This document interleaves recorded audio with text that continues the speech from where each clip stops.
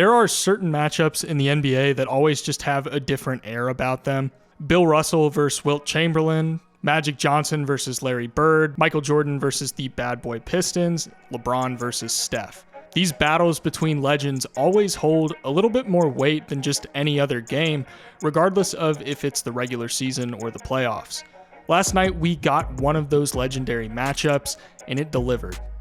Giannis Antetokounmpo and Luka Doncic, two of the top 3 leaders in the MVP race at the time of this recording, faced off for the second time this season in a game that was close from start to finish, and we got great performances from both of these future Hall of Famers. Giannis finished the game with 28 points, 10 rebounds, 3 assists, and a steal, while shooting 10 of 20 from the field and knocking down his only 3-pointer of the night. And Luka notched 33 points, 6 rebounds, and 11 assists with 2 steals, while shooting 13 of 28 from the field. Not only did both guys have big nights, but both teams were firing on all cylinders.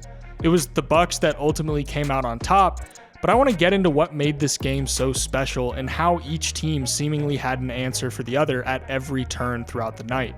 The Mavericks were gonna do what they do, which is take advantage of Luka's insane interior scoring gravity to generate open looks on the perimeter, kicking it out to shooters whenever Luka draws double teams. The Mavericks also approached defense early on in an interesting way, especially against the frontcourt duo of Brook Lopez and Giannis.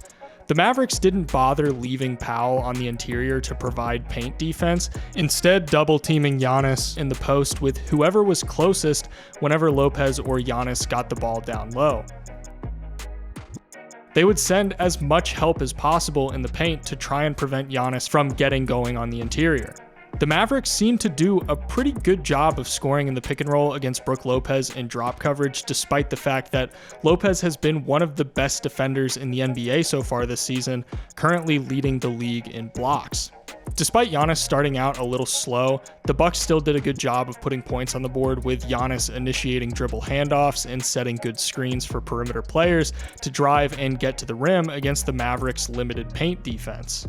The Mavericks, who are heavily reliant on their 3-point shooting, attempting the 3rd most in the NBA with 40.3 attempts per night, were able to get going from the perimeter early on.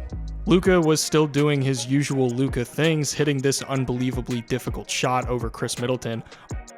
At this point, Giannis would start to show signs of life, attacking Dwight Powell to get by him to get to the rim for the slam.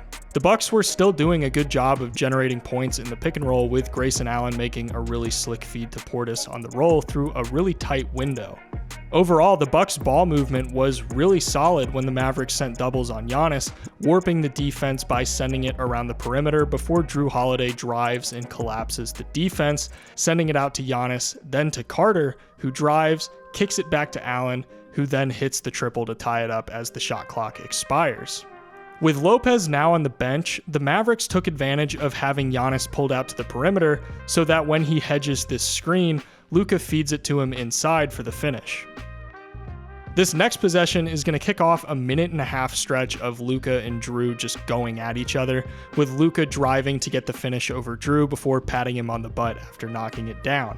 Jrue answered back immediately after, getting the switch off of these down screens to get the Luka matchup before drilling the step back triple over him. On the Mavericks' next offensive possession, Luka uses Kleber's screen to force Holiday to have to do some really tough navigation around it before stepping into the 3. On the next possession, the Bucks run this Spain pick and roll, with Connaughton slipping the screen for Jrue to get it to him up top for the 3. The Mavericks had some great ball movement, with Luka once again using that interior gravity to collapse Milwaukee's defense, making a ridiculous no-look pass to the top of the key to Kleber, who drives, kicks it to Green, who then kicks it to Bullock, and Luka relocating to the wing to get the pass from him for the wide-open catch-and-shoot 3.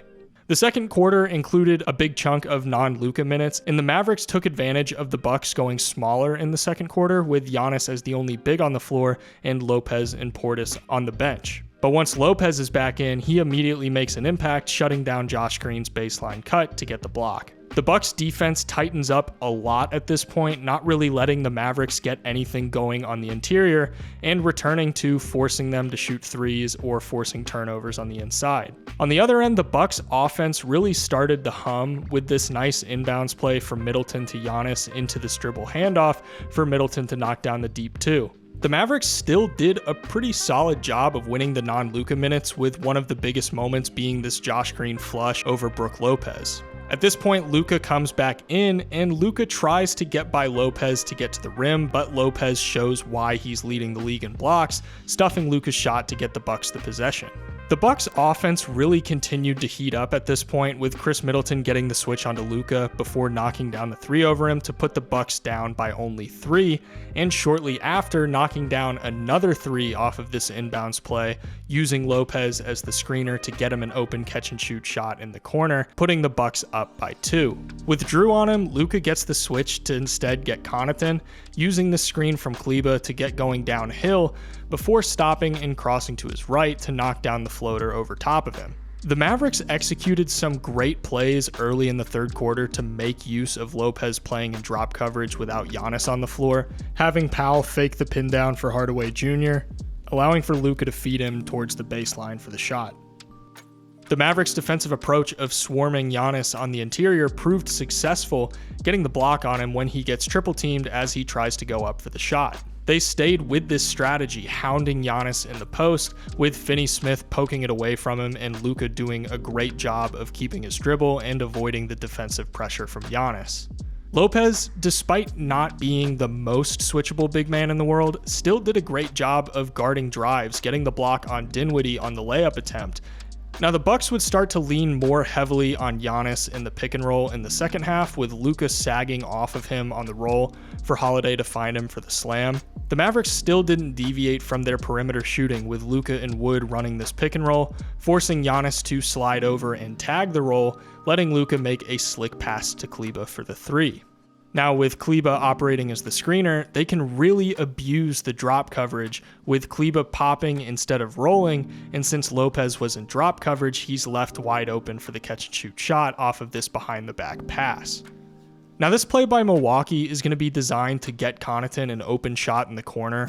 Brook initiates the dribble handoff with Carter to get into the pick and roll, the thinking being that Luka will tag the roll so Carter can send it to Connaughton in the corner, but Luka reads the play perfectly, getting the steal and getting out in transition to ultimately get this poster over Jrue Holiday. This drive by Luka is going to lead to a triple team before he sends it out to Bullock, who kicks it to Green for the drive. Green kicks it out to Wood, then to Kleber, and then back to Bullock for the corner 3.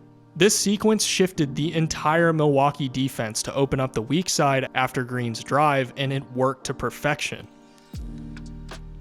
Milwaukee had a noticeable shift at this point though, and Giannis was going to start to be a lot more aggressive in focusing on getting to the rim and either finishing or drawing contact, or both.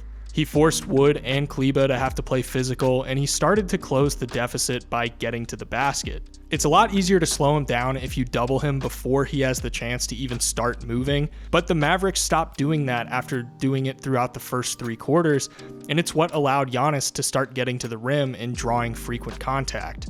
Christian Wood and Maxi Kleber just weren't able to contain him.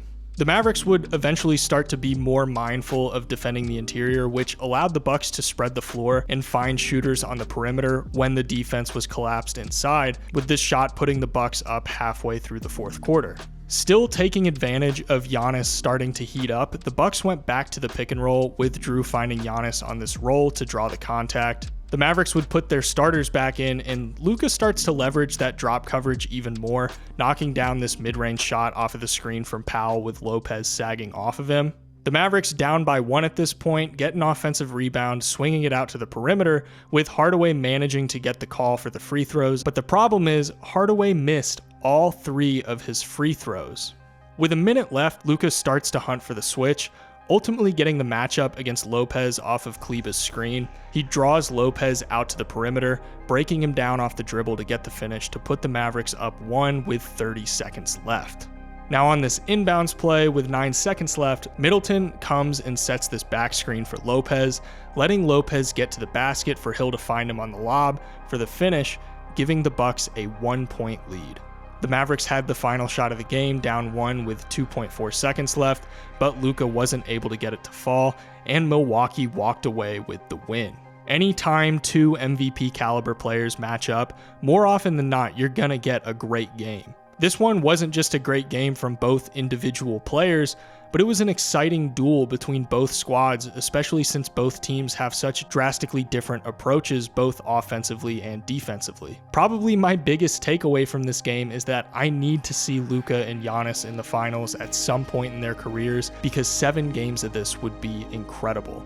If you guys enjoyed this video and you want to see more content like this, be sure to subscribe and leave a like. That's the #1 way to support me and help me continue making content. Thank you guys so much for watching, and I'll see you in the next one.